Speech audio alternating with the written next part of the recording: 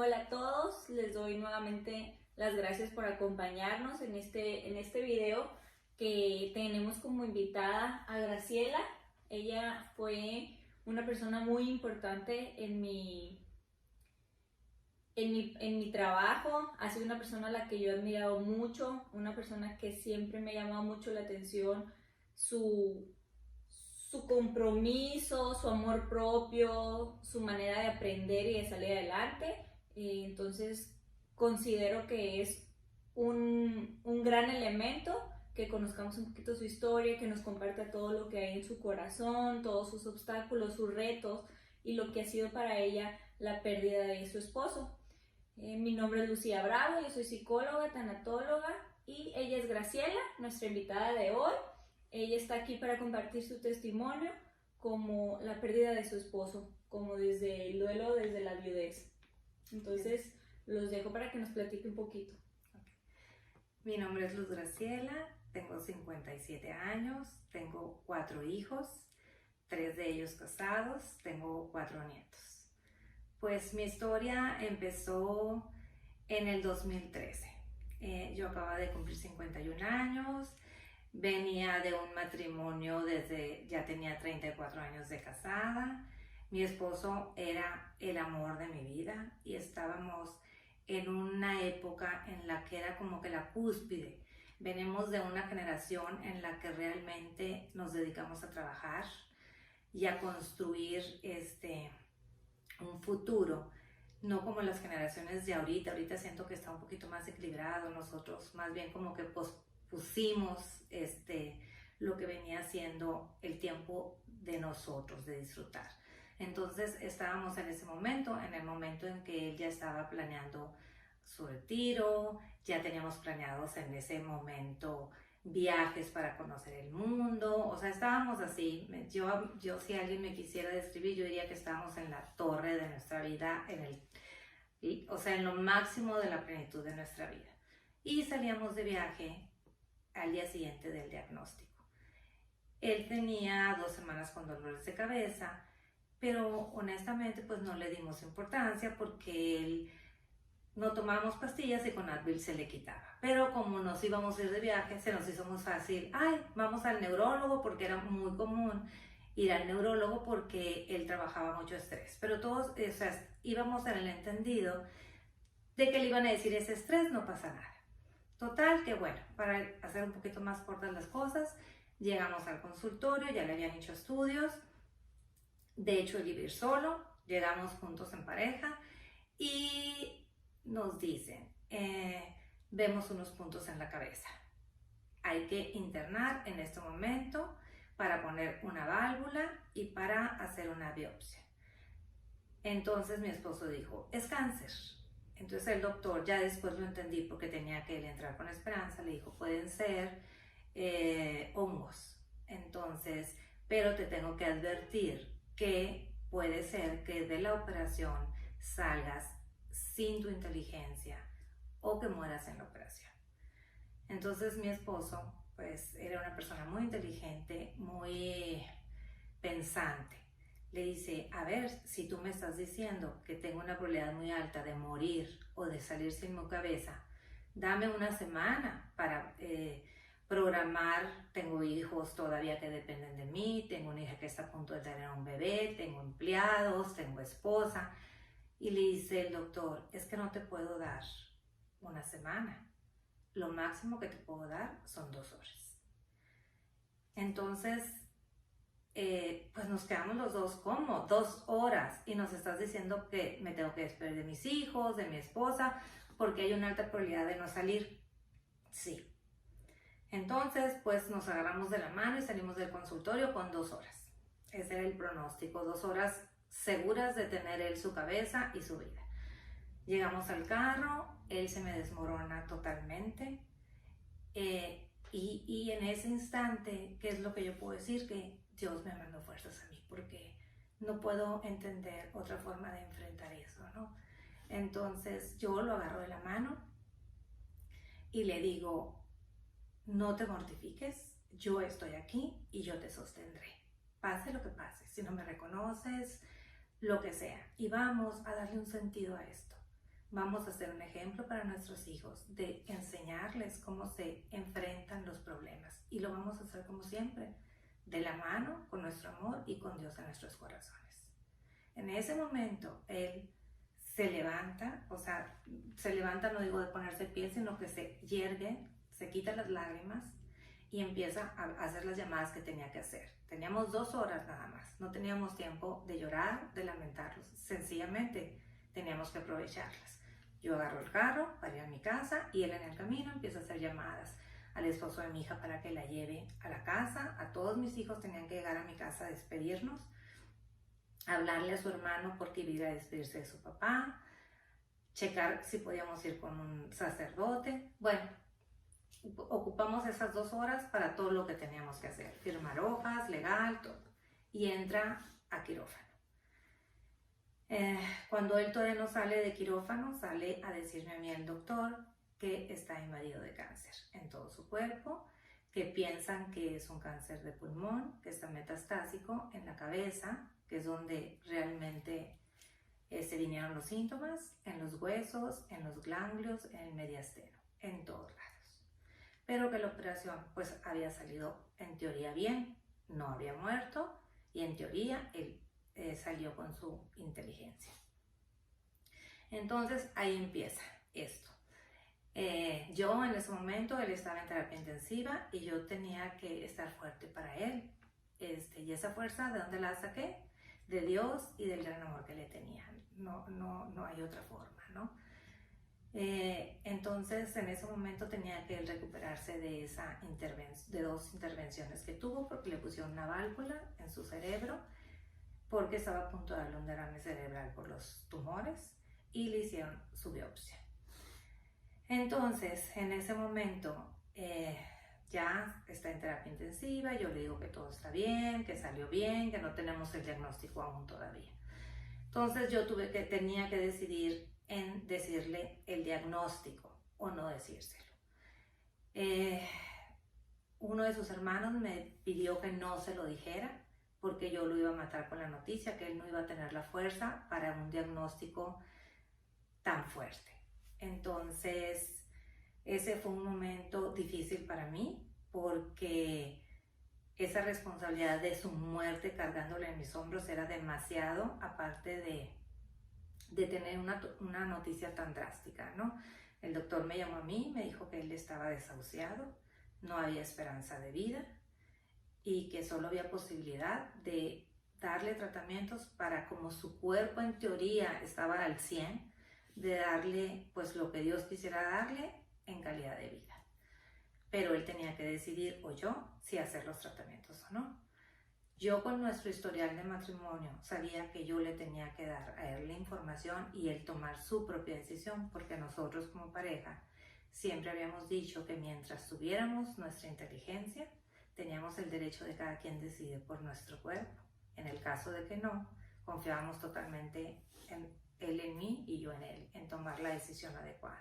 En ese momento de nuestras vidas él tenía inteligencia, entonces yo me sentía con la responsabilidad por la historia de nuestro matrimonio de que él tomara su propia decisión, porque era su cuerpo, aunque a mí me doliera si él no quería tomar un tratamiento. Yo lo iba a apoyar en lo que él quisiera.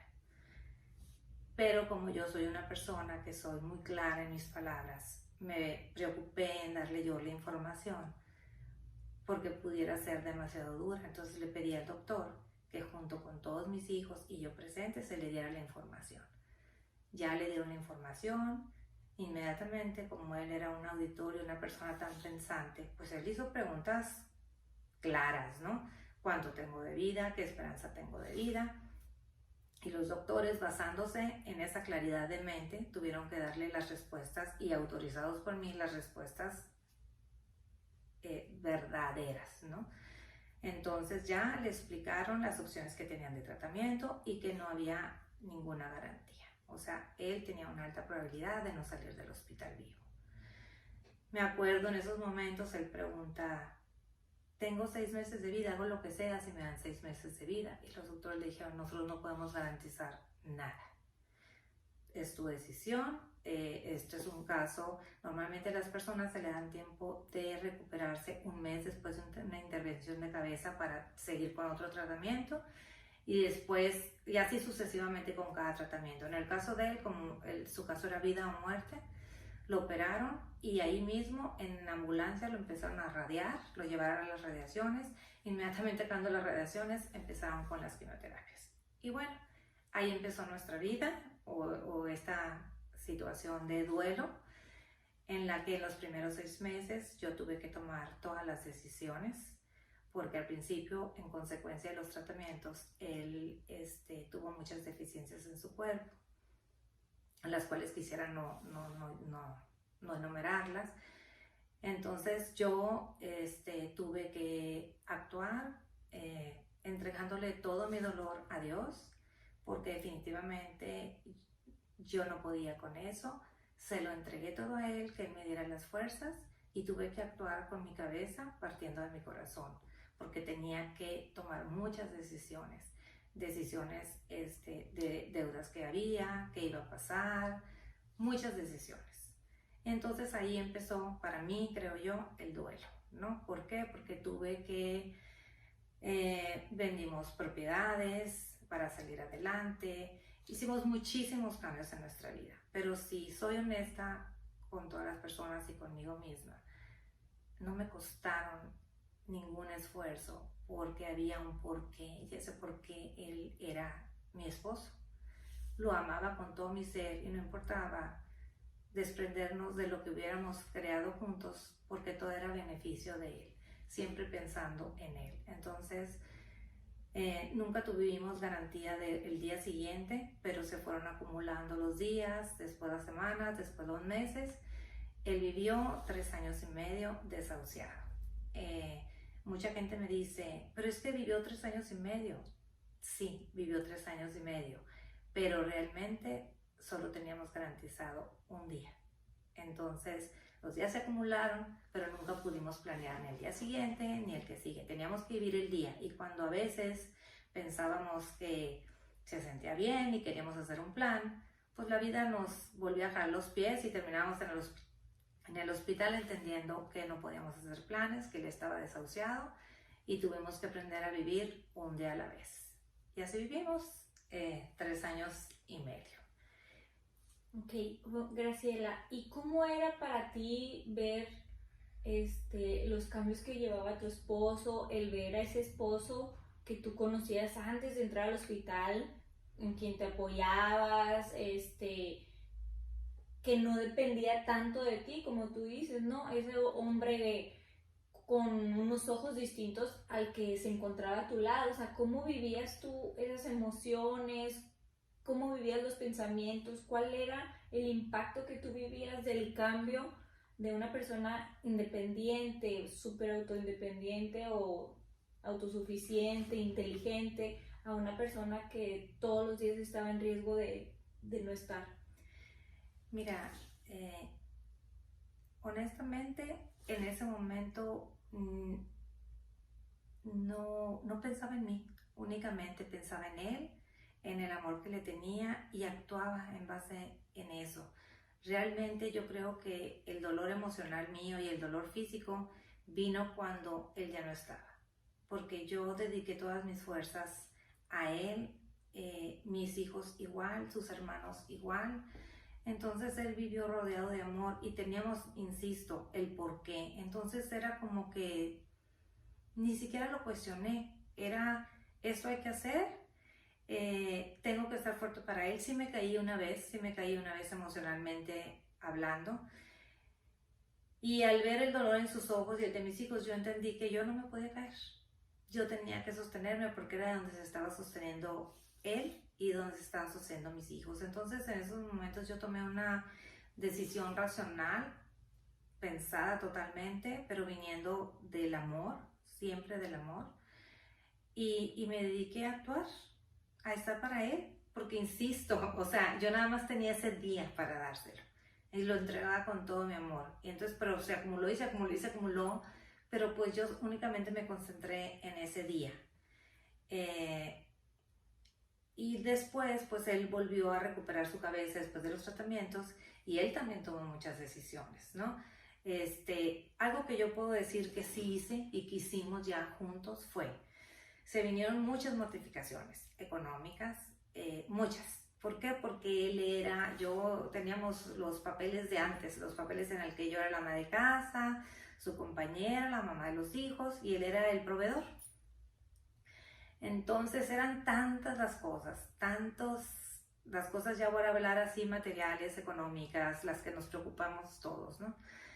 Que decidimos analizarlas, solucionarlas y no volver a hablar de eso. Entonces, hicimos una lista de qué teníamos que hacer. Pues los seguros, las cuentas, las deudas, de qué íbamos a vivir, y lo solucionamos lo que podíamos solucionar, le dimos la vuelta y nos dedicamos a vivir el día y eso lo dejamos a un lado. O sea, eso sí lo hicimos en forma inmediata. O sea, como que, a ver, nosotros si nos están dando un día, no lo vamos a desperdiciar mortificándonos por el dinero. Entonces, ¿qué podemos hacer?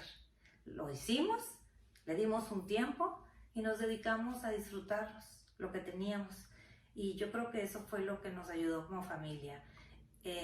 Puedo dar gracias a Dios que nunca, ni él ni yo, nos cuestionamos el por qué estábamos viviendo eso. Ni él ni yo nos enojamos con Dios. Los dos somos personas de mucha fe.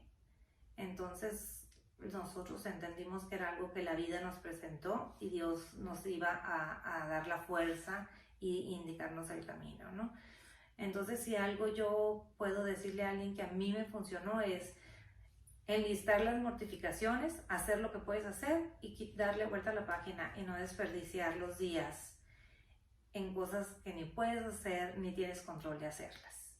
Entonces, esa fue, yo creo, la fuerza de nosotros fue concentrarnos en disfrutar lo que sí teníamos en vez de llorar lo que habíamos perdido. Y eso hicimos. O sea, tú me comentas que por estos 3 años vivían el día, ¿no? Todos los días podría ser el último día.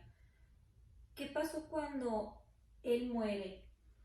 ¿Cómo vives realmente el último día? ¿Qué haces con todos esos sueños rotos que desde que les dieron el diagnóstico, esos sueños que tenían juntos de viajar, de disfrutarse en pareja, pues desde ahí empiezan los sueños rotos, ¿no? Desde ahí empieza el duelo anticipado. Entonces, ¿cómo le haces al darte cuenta que ya no tienes ni la vida que se había planeado, que se tenía esperada, ni la vida en la que te estabas entregando por esos 3 años, y que ahora viene una vida desconocida, no elegida, obviamente no deseada?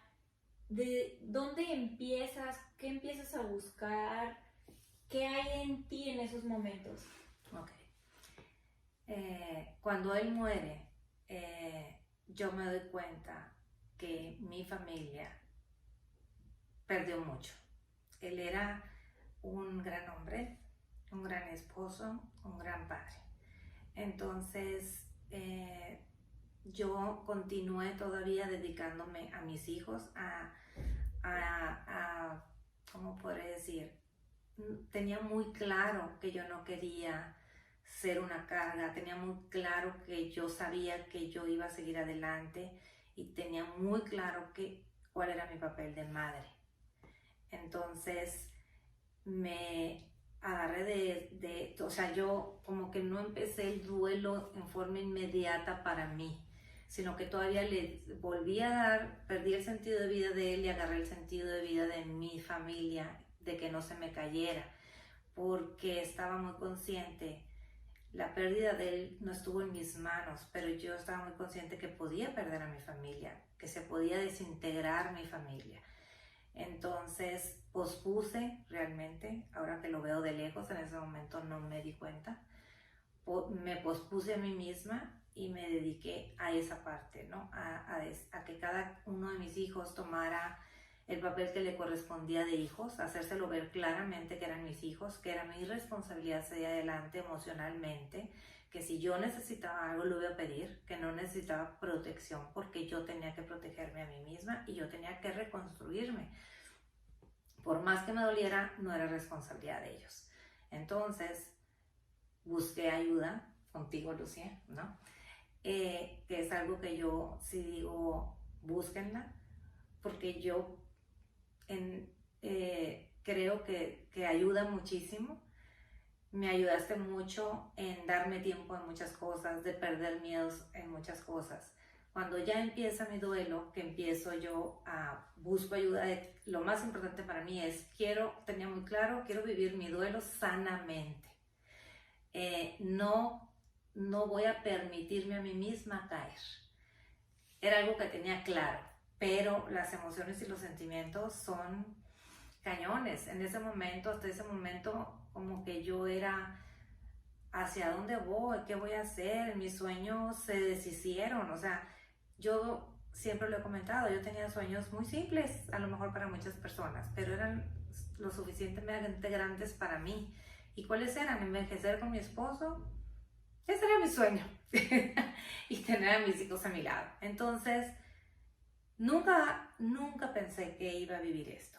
Y entonces de repente me encuentro quiero aclarar que el día que muere mi esposo también me entra la menopausia. Entonces, como que de repente me quedé sin mi pareja, muere él. Entré en la menopausia, me doy cuenta de muchas cosas y de inicio yo sí soy una persona que pienso que soy positiva, que me quiero muchísimo a mí misma, pero sí en ese momento me sentí como que ya no tenía, o sea, hacia dónde iba, me sentía vieja. En la enfermedad de él había engordado 15 kilos y tristemente no fue ni por comer, ojalá hubiera sido por comer. Me explicaron que era el estrés, me causó mucho cortisol. Entonces de repente me veo a un espejo y no me reconocía. Y dije que, o sea, no veía felicidad en mi futuro sin él, sin mi pareja, porque mi sueño era vivir en pareja. Entonces yo dije, a ver, Graciela, no puedes permitirte esto, no puedes permitirte no quererte porque eres lo único que tienes. Y entonces ahí empezó mi camino contigo, en tu acompañar, y el camino en mi reconstrucción. Entonces me di el tiempo para, así lo pongo yo, así como un perrito que se empieza a lamer todas sus heridas, a curarse, y me lo dediqué a mí. Mucha gente en el quererme proteger quería sacarme de mi casa, quería que hiciera actividades, y yo eso lo tuve muy claro desde un principio. No, o sea, yo no quiero salir, quiero adentrarme dentro de mí y no me importa lo que duela, pero quiero saber qué quiero yo, quiero encontrar un nuevo camino. Eso también lo tenía claro. Entonces busqué ayuda, agarré herramientas y me dediqué a reencontrarme y a reconstruirme y a decidir qué quería yo. Esa parte sí me ha costado. ¿Por qué? Porque empecé a tener conciencia que en mi matrimonio, por una cosa o por la otra, pero yo en general no decidía. Cedía, podríamos decir eso. Yo era muy feliz, pero pues cedía. Entonces de repente me encontré con preguntas tan simples como, ¿a dónde quieres ir a comer? Y no sabía dónde quería ir a comer. O ¿quieres viajar? ¿No quieres viajar? ¿Quieres cambiar esto? ¿No lo quieres cambiar? Entonces yo me tomé las cosas con calma, me dediqué a estar en paz, a estar conmigo misma, a sanar mi corazón, a sanar mis emociones, porque esa entrega que hice hacia mi esposo en toda su enfermedad, cual no me arrepiento y lo volvería a hacer y agradezco a Dios haberlo podido hacer, sí me dejó mucho dolor en mi corazón, mis emociones quedaron en los suelos. Entonces había mucho que trabajar hacia mí. Oye, Graciela, ahora platícame, ¿cómo fue? Pues eran 3 años de estar 24 horas juntos, ¿no? De estar a sus necesidades, de convivir, de platicar, de aprovecharse al máximo, pero también tú tenías un compañero 24/7. Entonces, ¿cómo fue abrir la puerta de tu casa cuando él ya había fallecido, ¿no? ¿Cómo fue dormir en un cuarto sin él? ¿Cómo fue no hacer comida para él? ¿Cómo fue dejar de tener esa rutina de médicos? O sea, ¿cómo fue para ti el darte cuenta que te encontrabas sin una pareja? Que esa persona que te había acompañado por 15, 20 años, bueno, 20 más años, ¿no? 34 años, ya no se encontraba y que ahora te tenías solamente a ti y a tus hijos, claro, los que estaban contigo y todo, pero ya no había alguien con quien compartir responsabilidades, ahora tú eras la responsable, ya no había alguien con quien platicar las cosas que tenían de complicidad, o sea, cómo fue la cama vacía, cómo fue sacar su ropa, cuándo lo hiciste, o sea, platicamos esto, el darte cuenta que eras viuda. Okay. Mira, el proceso de sacar ropa y ese tipo de cosas, nosotros enfrentamos la muerte desde el día 1 del diagnóstico. Entonces, yo te puedo decir que hubo cosas que nosotros ya le habíamos digerido, que era la muerte. Entonces, él, mi esposo en lo personal, se deshizo de todas sus cosas. Yo no me di cuenta de muchas cosas que se había deshecho, o sea, como tuvimos que vender nuestra casa, cambiarnos de casa, la ropa que usaba al principio pues ya no la usaba en el trayecto de la enfermedad. Entonces hubo muchas cosas que yo hice mucho antes de que él muriera, que tuvimos que hacer los dos. Deshacerme de muebles, o sea, hubo muchos cambios. Muchos desapegos, muchos, ¿no? Muchos. Pero, insisto, no me di cuenta hasta después que no los sufrí. No los sufrí, los hice, porque para mí había un propósito que era él, su bienestar, y eso era suficiente. Entonces, y lo que sí usaba era él una semana antes, cuando ya sabíamos que ahora sí estaba muriendo o ya no se le dio ni una medicina.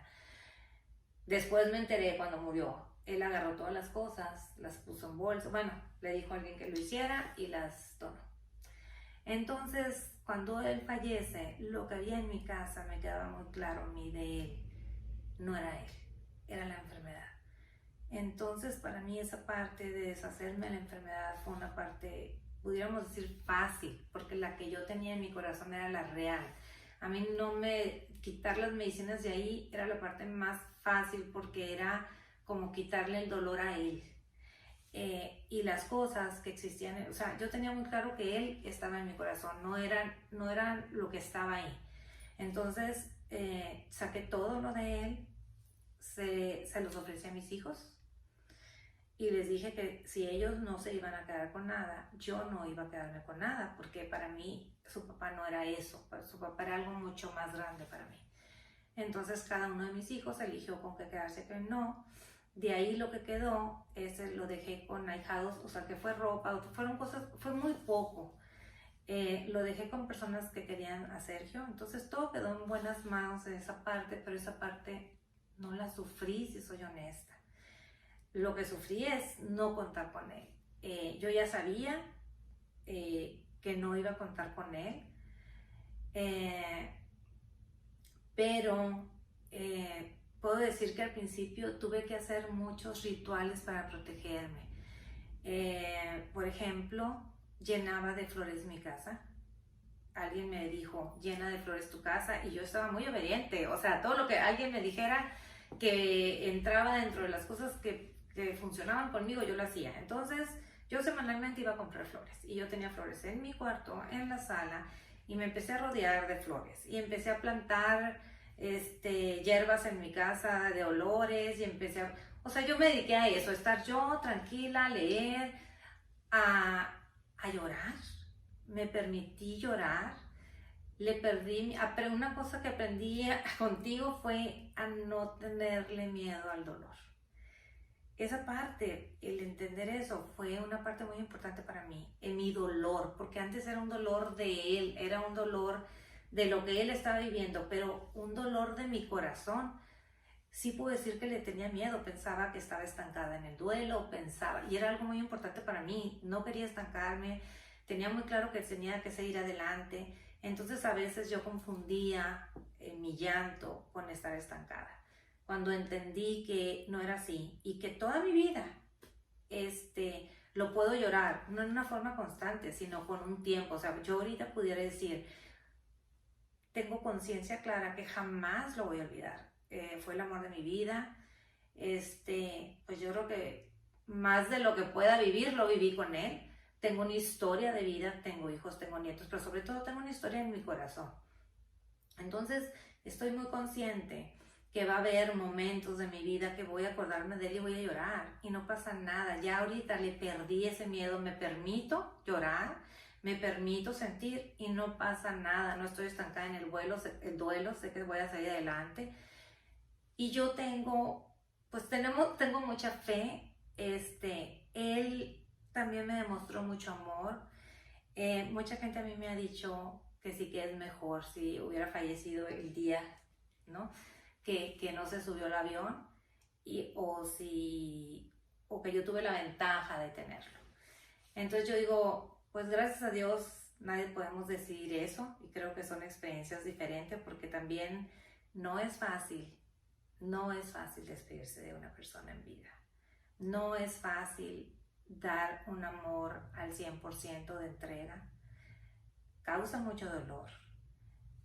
Entonces, todo es una reconstrucción. Así como nosotros tuvimos ese tiempo y lo aprovechamos, también quedó mucho dolor en nuestros corazones, mucho dolor en nuestras emociones. Y tuvimos que aprender a reconstruirnos, a sobarnos, pero sí teníamos una tranquilidad de que le dimos todo nuestro amor, todo nuestro amor. Entonces, ¿qué te puedo decir? Cosas materiales, yo lo hice en forma inmediata, con conciencia de que eso no era él para mí, pero respetando que eso pudiera ser para sus hijos o sus hermanos. Entonces, no fue como que, a ver, voy a quitar y desaparecerlo. No lo puedo desaparecer, o sea, es parte de nuestras vidas por siempre. Mi cuarto, en forma inmediata nomás desaparecí sus medicinas, o sea, desaparecí la enfermedad, y en ese momento me quedé con foto de él y me reconfortaban sus fotos, yo me quedé con lo que a mí me reconfortaba, a mí no me importaba lo que los demás decían. Al año que él falleció, ya no me reconfortaba. Yo dormí durante 3 años y medio junto a él, en una cama king size, pero me quedaba en una orillita porque él le dolía el cuerpo. Entonces mantuve eso. Entonces cuando él murió, pues yo seguía con esa rutina, o no sé cómo poder decir. Y entonces al año como que empecé a sentir la soledad muy fuerte, la soledad de como que era un recordatorio esa cama, de ver el pedacito que yo nada más dormía y todo el espacio vacío. Y entonces en ese momento yo dije, si a mí esto ya no me da paz, es el momento de cambiarlo. Entonces cambié mi cuarto tranquilamente, o sea, no por desaparecerlo a él, o sea, muy consciente de que, a ver, eso no es él, pues. Entonces lo reajusté, no todo, o sea, redecoré, por decir algo, pero no es como que vacié y llené de cosas nuevas, no es necesario. Lo hice mío, lo hice un cuarto mío.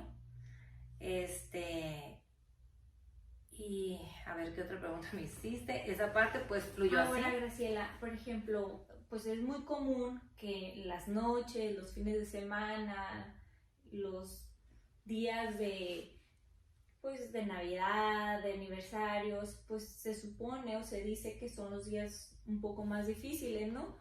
Platícame cómo cambió tus salidas, cómo cambiaron las noches en las que a veces los hijos salen, a veces hay reuniones, a veces tú te das cuenta que ya no encajas tan bien en todas las reuniones. ¿Cómo fue para ti también el duelo de los domingos, el duelo de las noches, el duelo que conlleva toda la pérdida de una pareja? Ok. La Navidad, perdón. Ok, a mí ya me pasaba que con la enfermedad, pues no había esas salidas, ¿no? Entonces no había salidas de noche, no había esa parte, no estaba en mi vida. Y cuando él falleció, pues siguió sin estar, ¿no? Pero lo difícil para mí empezó cuando yo tenía que avanzar en decir, ya trabajé en mi corazón, ya trabajé en mis emociones, ya sé hacia dónde voy, ya sé lo que quiero, pero las cosas no van a llegar por sí solas, hay que avanzar. Entonces, esa parte es la que me costó a mí. Entonces, al empezar yo a hacer eso, pudiéramos decir que yo fue como que al año de viuda. También empecé a darme cuenta que no solo había cambiado mi casa y no solo había cambiado no tener pareja, sino mis amigos también cambiaron. Ya ahora entiendo, pasado el tiempo, que cuando uno está vulnerable, ve las cosas muy diferentes, o a lo mejor yo pensaba que tenía ciertas cosas y no las tenía. O sea, sí es una situación muy difícil, sobre todo si te quieres aferrar a lo que había antes. Por lo menos en mi caso yo puedo decir que nada es igual, nada. La única constante pudiéramos decir que es mi familia directa, que son mis hijos y mis nietos. Fuera de eso no hay ninguna constante. ¿Fue difícil Navidad? ¿Algún momento pensaste en quererla esquivar, en quererla no llevar a cabo, en no celebrarla porque no estaba Sergio, porque en esa casa tenía que predominar la tristeza o algo? No. Sergio sufrió muchísimo, y lo hablamos él y yo, y él me decía que él fue muy claro que él no quería que un segundo después de que él muriera, nosotros estuviéramos tristes. Habíamos sufrido mucho en la enfermedad que nos habíamos entregado a él, y que él quería que fuéramos felices desde el día 1, y que tuviéramos la seguridad de que él, en ese instante que él ya no estuviera aquí, iba a estar con Dios feliz. Entonces, todos mis hijos y yo creemos en eso, pero eso no quita el vacío de querer a la persona enseguida. Más en nuestro caso particular, definitivamente no lo queríamos que siguiera él sufriendo, ¿no? La ausencia es grande. Cuando mi esposo fallece, mi hijo Danillo, tengo que pedir la mano. Eso podría decir que fue para mí antes que la Navidad. Fue un momento muy duro para mí, porque yo sabía lo que hubiera significado para mi esposo estar presente. Su primer hijo hombre que se casa, pedir la mano él por primera vez. Pero estaba muy clara, siempre he tenido muy claro en ese aspecto que quiero. Estaba muy claro que ese era el momento muy feliz de mi hijo, que era único, y que yo le tenía que dar eso. Entonces, de verdad le pedí a toda mi red, o sea, a mis amigas, a mi familia, que se pusieran a rezar, porque yo tenía clarísimo que ese día yo quería que fuera el más feliz de mi hijo, y yo tenía que hablar. Y cuando uno habla, la voz se te quiebra y las lágrimas, y sabía que él iba a estar presente en nuestros corazones, y que definitivamente yo tenía que hablar de él también. Entonces, pero lo quería hacer sin llorar. Entonces sí pedí muchas fuerzas a Dios, pedí muchas oraciones, y lo hizo. Ese fue de los primeros momentos más difíciles para mí. La Navidad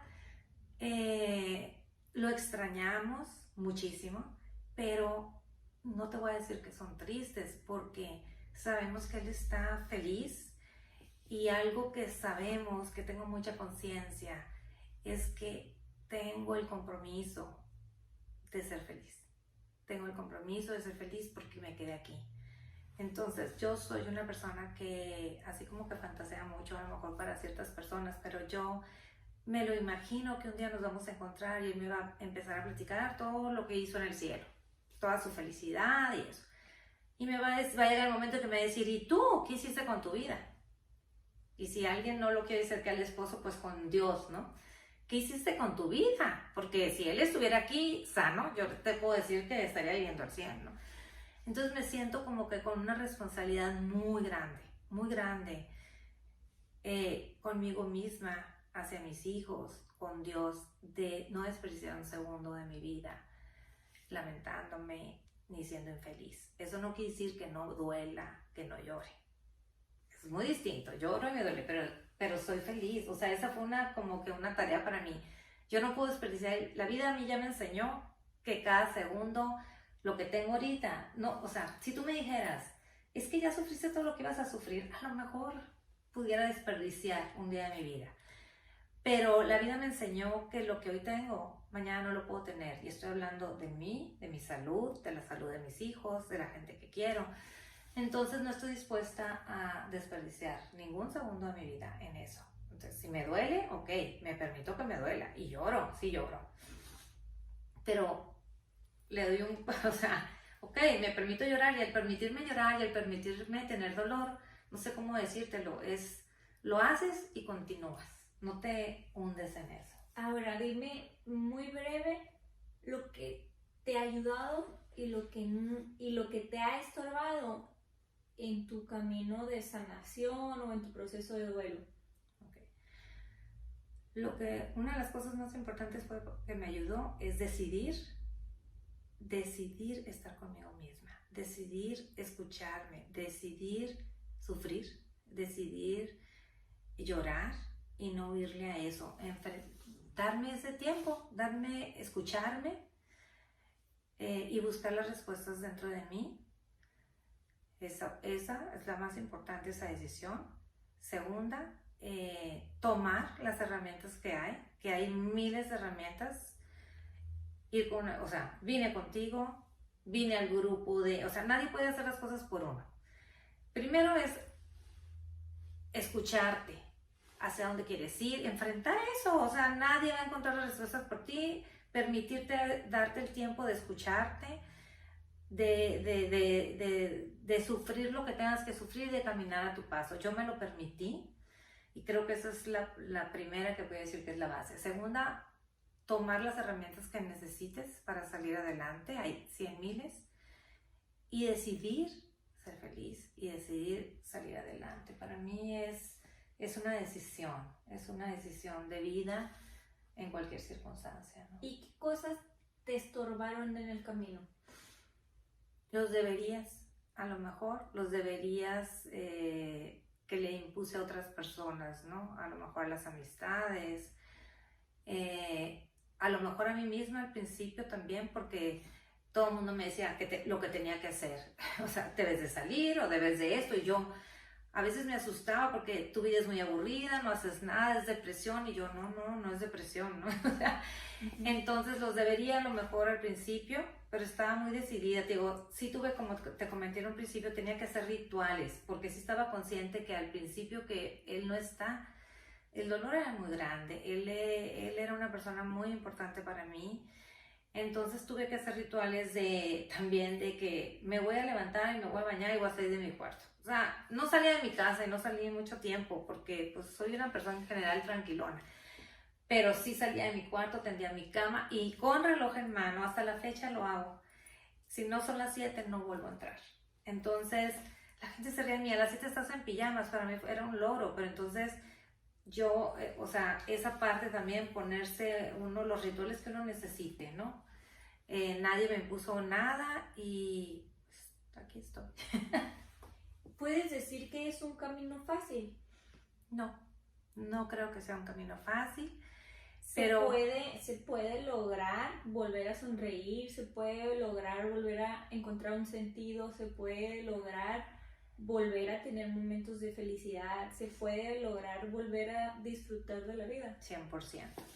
Yo pienso que cuando tú tienes una pena muy grande, sea enfermedad, muerte, cualquiera, hay dos: o te construyes o te destruyes. Creo que en esas cosas no hay puntos medios, ¿no?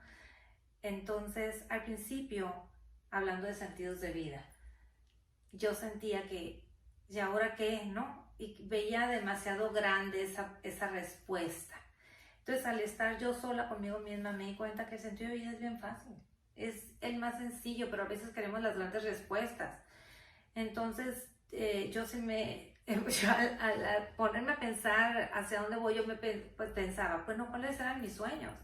Y mi sueño era envejecer con él y mi familia. Y tomé conciencia de que yo podía perder a mi familia, entonces le di ese sentido de vida, ¿no? Ese era mi sentido de vida. Muy simple para muchos, para mí no es simple. Entonces ya me di cuenta que tu sentido de vida es ser feliz. Hasta ser feliz, ¿no? Ser feliz, lo que a ti te haga feliz en el buen sentido de la palabra, ¿no?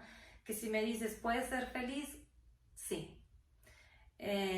Si me dices al principio me sentí sola, pero ahorita te puedo decir que estoy 100% consciente que no estoy sola y que me tengo a mí y siempre me voy a tener a mí. Entonces por eso tuve que trabajar tanto en mí, porque eso era lo único que tenía. Porque no quería engancharme a un hijo, engancharme a una amiga, no. Entonces, a la única que no voy a perder es a mí. Entonces, decidí trabajar en mí por eso, ¿no? Bueno, yo estoy segura que todas estas personas que están escuchando, que nos están acompañando en este video, disfrutaron tanto de este tiempo. Yo en lo personal disfruté muchísimo. Graciela es una persona de la que diario aprendo, es una persona con la que yo disfruto pasar mucho tiempo, es una persona que me enseña, es muy apasionada, es una persona muy dedicada a sí misma. Creo que este video nos puede ayudar muchísimo a voltear a ver que la vida está, que la vida tiene un sentido, que la vida tiene un objetivo, aunque a veces perdamos a alguien que es muy importante como ella, al amor de su vida. Yo estoy segura que ustedes tendrán mucho que aprender de este video. Le agradezco a Graciela por haber recibido y por haber aceptado la invitación. Y no sé si quieres decirle algo como despedida. Sí, como despedida quiero transmitir que si algo a mí me dejó esta experiencia de vida tan dolorosa es el agradecimiento. El agradecimiento me hizo tan consciente, o sea, tuve que concentrarme en lo que tengo, que me hice tan consciente que hay tanto que dar, tanto que agradecer, que entonces dejas por un lado lo que no tienes cuando te concentras en lo que sí tienes. Yo al principio creí que era una faceta que se iba a pasar, ¿no? Mucha gente me dice, ay, como que ay, qué bonito el sol, o qué bonita la playa, o qué bonito esto. Entonces, si tú me dices ahorita, creo que salí ganando mucho, porque soy una mejor persona, creo yo, soy una mejor madre, soy una mejor amiga, soy una mejor persona conmigo misma y soy muy agradecida.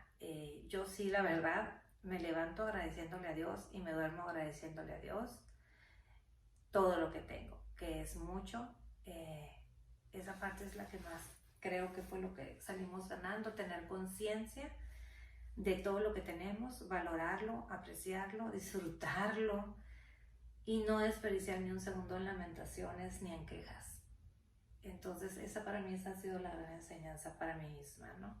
Agradecer y disfrutar. Bueno, muchísimas gracias a todos, nos vemos en el próximo video y espero que lo disfruten igual que yo.